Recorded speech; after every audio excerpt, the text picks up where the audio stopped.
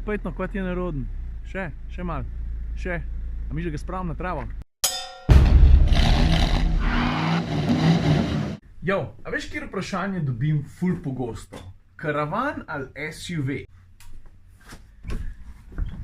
A veš, to je ena taka hecna debata. Zato, ker enkrat začneš na tehtnico metati, pol ponovad, praviloma pride karavan ven kot zmagovalc. Res je, da imajo SUV-ji ogromno enih prednosti, ampak jih imajo res. Višji sediš, posledično je ponovad preglednost boljša, pa lažje vstopaš v in iz kabine, pa kaj še? Ajde, pa oblika. In ta je tista, ki ponovad vse skupaj potegne za sabo, zato da smo danes tam, kjer smo. A kje smo, te zanima? Stari, takole ti bom rekel, jaz zadnji teden vozim tale avto, BMW 5 Karavan, pri BMW-ju temu rečejo Touring, in ravno zaradi tega avta sem začel razmišljati o tej tematiki, ne? Ali SUV ali Karavan, ker meni so oboji še kar všeč, ampak polkrat, kot sem na začetku omenil, ko vržeš na list papirja, se je res težko odločiti proti klasiki. Zdaj pa, če se lotimo točno tega, je tale avto za mano košta, mislim, da je 85 jurjev, ima za 25 jurjev dodatne opreme. Pa vse stransko je tako,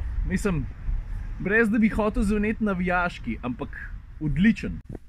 Zdaj, Petko Karavan sem že enkrat imel v primežu, seveda se ne spomnim številke vloga, zdaj sem je tukaj napisal, če sem jo najdel. Tako da, če si hočeš pogledati sladko-kisle Petke Karavan, prosim poglej ta vlog. A veš, če ga gledam kot celoto, moram priznati, da bi tudi sam težko sestavil boljši, bolj primeren paket. Paket, ki bi bolj združeval luksus, napredno tehnologijo, pa na drugi strani tudi varčnost, ekonomičnost. Nekaj je res, ne? Ta avto je opremljen z 2.0 mašino, 4-valjnik, 140 kW, to se pravi 190 konjev. Po eni strani bi zlahka rekel, če si velik na avtocesti, če imaš veliko dolgih poti, pol ti navorska bogatost 6-valjnika verjetno bolj prav pride k ta motor, ampak če si pa bolj defenziven voznik, predvsem pa če bolj uživaš v umirjeni pa lagodni vožnji, za kar je bil ta avto konec koncev v osnovi vse narejen. Ta se je petka, se je športna, če daš v program sport, se pele fejst dobro, pravzaprav zelo dobro nos svoje kile čez ovinke, ampak tako čisto zares, ne,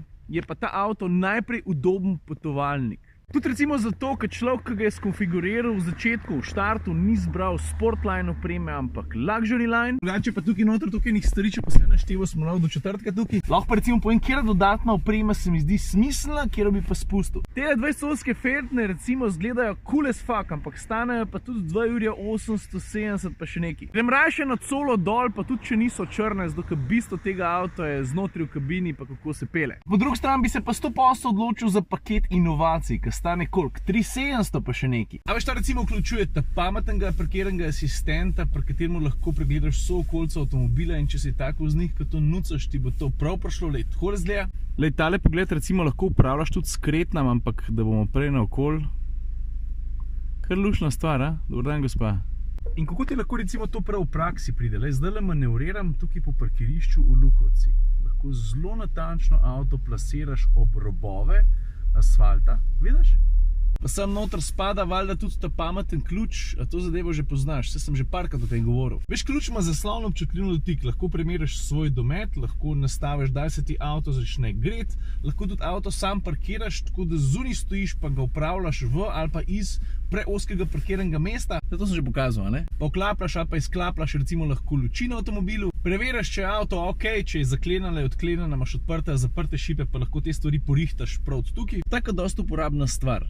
Za marsikoga pa to verjamem tudi igračka, s katero se lahko pohvali, ne, zvečer v lokalu. Čeprav, če to delaš, si malo smoten, ne. A ti pokažem, kako se avto premika. Zdaj se recimo ključ povezuje z avtom, le. Bodite pozorni na morebitne ovire in po potrebi spustiti tipko za parkiranje, da zavirate. Engine start.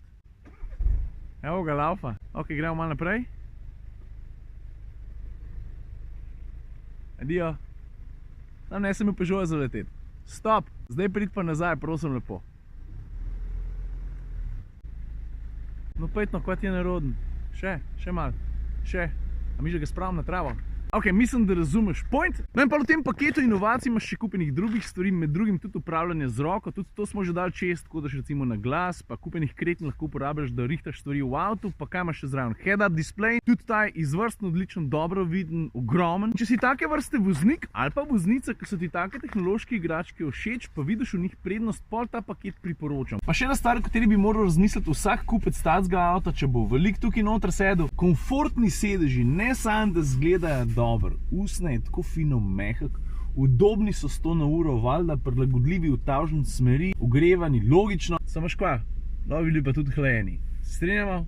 Mislim pa avto za to gnarja. Pa ta avto prejem tudi 4-kolesnim pogonom. Tudi to je pogosto vprašanje, ne? Ciril, a 4-kolesen pogon ja ali ne? Jaz vedno tako pravim. Ti najboljš veš, koliko ga rabiš. Po drugi strani pa, a veš, če imaš 4-kolesen pogon, pa če ti sam enkrat na let res prav pride, pomeni, da se je verjetno splačalo. Bistvo tega avta pa valjda vemo, kaj je, ne? Poleg tega, da je odličen potovalnik, tale zadeva tukaj zadaj, reče se je kufer. Mislim, da je za 570 litrov, 700 kg nosilnosti ima tudi avto, ker je 130 kg, a 120 kg več kot pri prejšnji generaciji. To so orang podatki, zato kufer dobil ceno odlično any day. Dvojen dno placa, kakor češ, vidiš še na hidravliko, se količka dvigne, pa tudi stale tukaj ti ponuja nekaj dodatnega prostora. Ampak tukaj sem rekel, če te Petka Karavan zanima v detajle, če bi rad videl sladko kisle, pejď si pogledati vlog 401. To je pa moja osnovna šola, Oše Janka Krsnika, Brdo pri Lukovci. Tukaj po tem klancu proti Lukovci dol smo se pa včasih, ko je sneg zapadel, sankam vozili.